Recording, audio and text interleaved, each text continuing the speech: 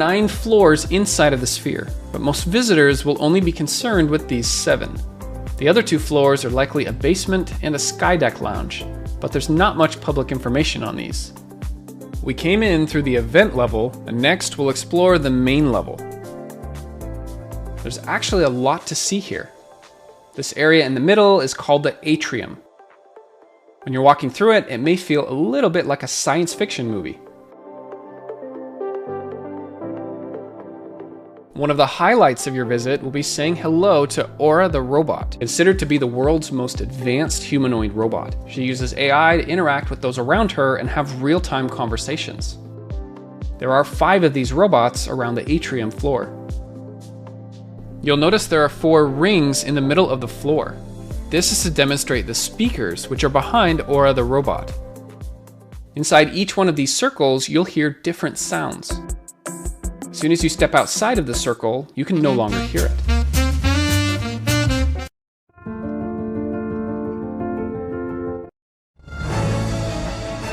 Later in the video, we'll learn more about the speakers.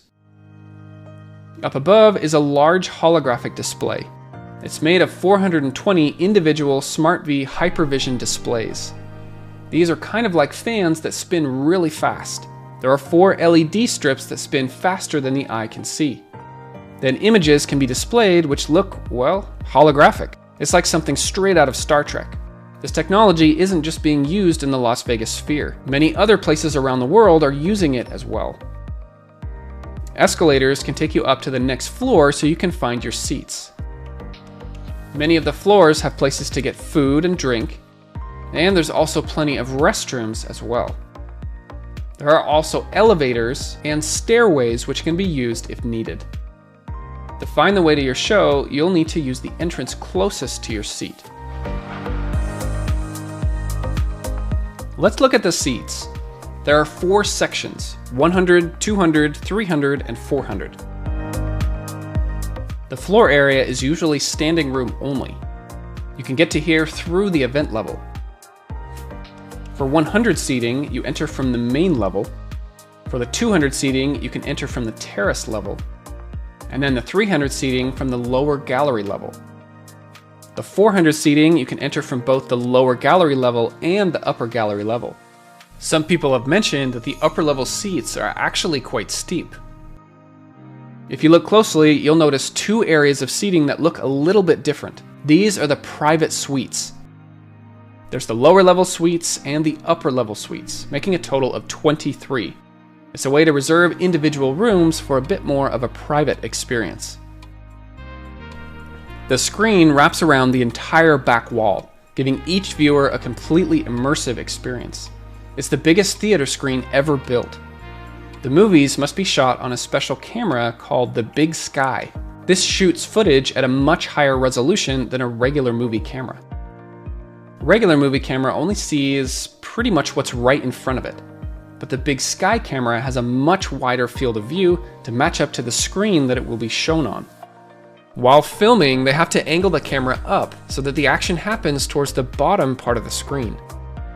Inside the sphere, the bottom part of the screen is most visible to the audience. This is where their focus will be. Right now, there's only one movie that's been made for the screen: Postcard from Earth, the movie we talked about earlier. This is currently showing at the Sphere. There are 160,000 speakers that are directly behind the screen. Here's a close-up look at what these speakers look like. They are a lot more advanced than regular speakers. These are the same speakers that were mentioned earlier in the video behind Aura the robot. They use something called beamforming technology. This can direct sound to specific areas in the audience. With typical speakers, sound disperses and spreads out, so everybody in the room hears the same thing. However, with beamforming technology, it's possible to focus these sound waves in a specific direction. This technology is so precise that it can do things like personalize the language of different parts of the audience. So for example, these seats might have the audio in English, and these seats might have it in Spanish, these seats in French. It is said that this is headset sound without the headset. It's absolutely incredible. Many of the seats have something called haptic technology, which means they will vibrate along with the show or movie. Combine this with other simulations such as fog, scent, and wind, and this creates a completely immersive experience, making you forget that you're in a theater. The Las Vegas Sphere is the first of its kind, but it might not be the only one. There are rumors that more spheres might be built, but at this point, nothing is set in stone yet. But is it worth all that effort? Is it really as good as they say? Don't take my word for it. You'll have to go see the Sphere for yourself. My name's Jared. Consider supporting